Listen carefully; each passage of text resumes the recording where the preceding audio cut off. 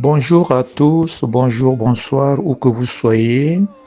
Moi, Namosundi, qui revient vous donner des détails au sujet de cette grosse question.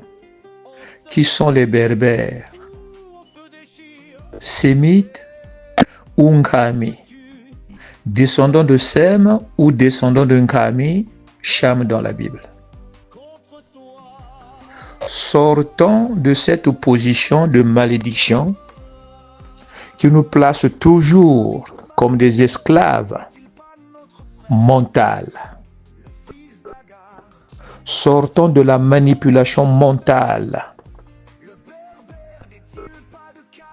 Berbère. Alors, selon la définition officielle de Pluri-Larousse, qui dit ceci, Berbère, d'abord, adjectif et nom, du latin barbarus, donc relatif au berbère. Nom masculin, la langue la plus ancienne en Afrique du Nord, parlée par les berbères.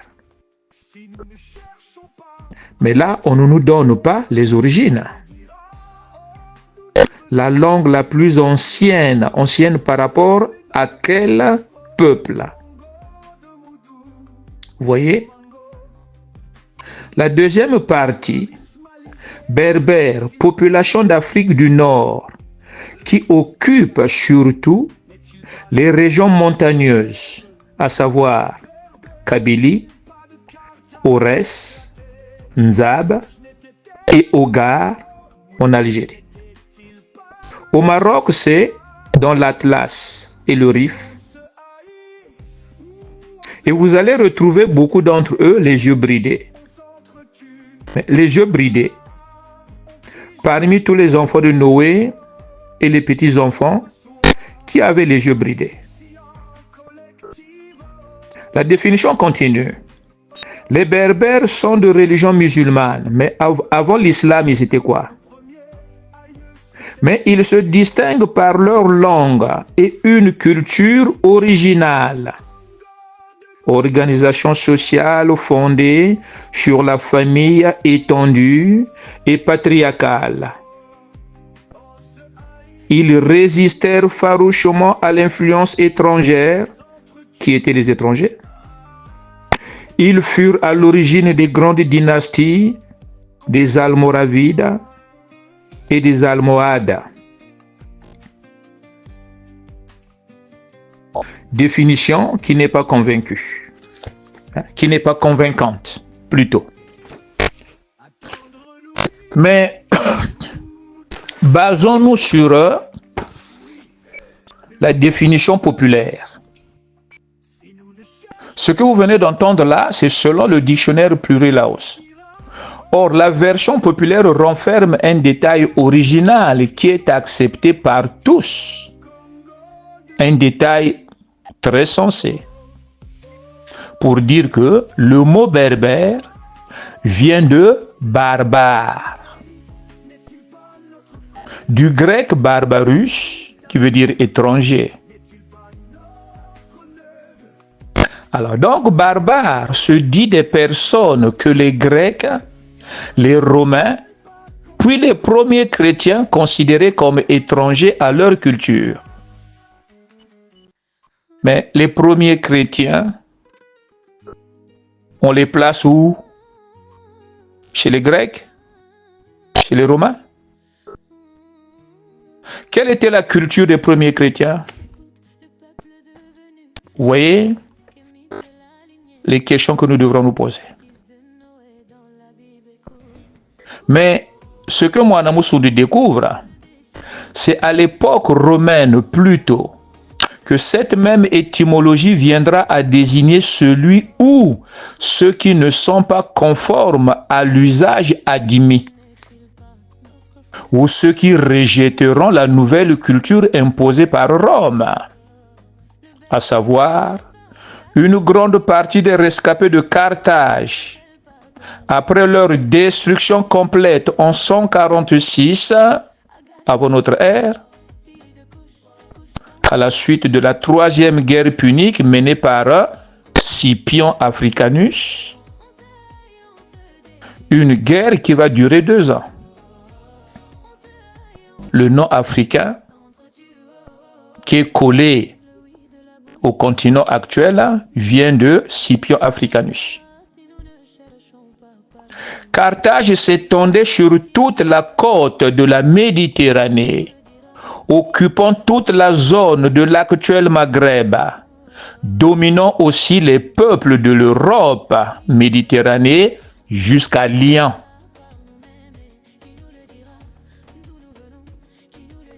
On vous dit que les Carthaginois, avec leur dieu Tanis face de Baal, oui, Tanis face de Baal, dans ce nom sortira Tunis, capitale de Tunisie, avec les Moulouds qui occupaient la Numidie. Tunis doit être associé avec la Libye. Libye qui veut dire libre. Donc la Numidie, c'est l'actuelle Algérie. Alors on dit que c'était des Phéniciens. Est-ce que c'était vraiment des Phéniciens?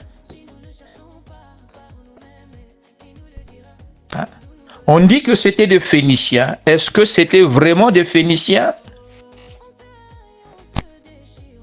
Mais Phénicie, c'est un mot grec. Or, avant la montée des Grecs, quel est le nom authentique de ces peuples qui faisaient Carthage? Ils venaient d'où? Et quel est le nom de la culture avec laquelle ils avaient fondé Carthage? N'oublions pas que le palmier et la peau du léopard en témoignent. N'oubliez pas que le palmier et la peau du léopard en témoignent. Les Carthaginois étaient donc des léopardiens. Congo, Ngoï, Ngouei, ceux qui hissent l'esprit léopard. Donc les Carthaginois étaient les rescapés du pays Koundou, l'actuelle Syrie, les rescapés du pays Canaan, l'actuelle Palestine, les rescapés du pays des Misiri, la basse Égypte, et les rescapés du pays de Couche, le haut de l'Égypte, qui est l'Égypte pharaonique. Donc, un mélange des Cananéens, des Misri, des Couchites et de Poutes. Pout a produit les êtres humains qui ont des yeux bridés.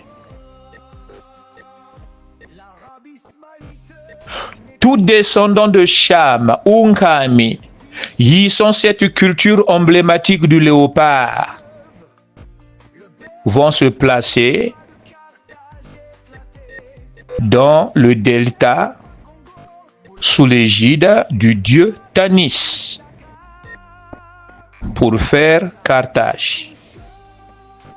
Voilà donc les origines de ceux qui deviendront berbères ou barbares sous la puissance romaine parce qu'ils refusent d'adhérer ou de se conformer à la culture romaine. Mais le métissage avec les Ismaélites se fera aussi aidé par la puissance ottomane qui imposera l'islam avec la Rome de l'Orient. Donc les Berbères n'étaient pas à l'origine des Arabes.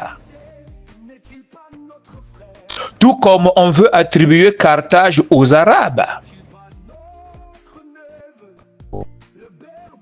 Pouvons-nous relever la différence qui existe entre Ismaélites et Arabes? Enfant Congo, enfant de Ngoï, enfant de Ngouei, enfant de Nkoi. Voyez comment les cultures modernes sont en train de nous écarter sur le chemin de l'histoire.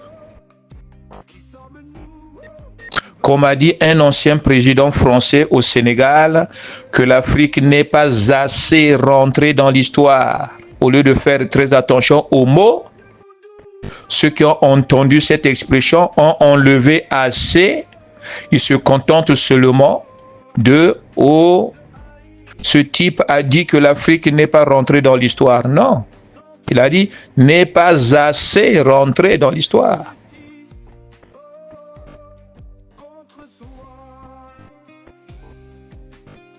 Ça veut dire qu'à un moment donné, ceux qui sont devenus africains étaient dans l'histoire. Pour dire que n'est pas assez rentré.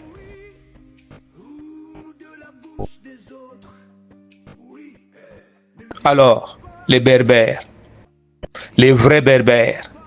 Berbère, ce n'est pas le nom d'un peuple, mais c'est une expression abusive qu'on colle à ceux qui perdent désormais la place de dominant.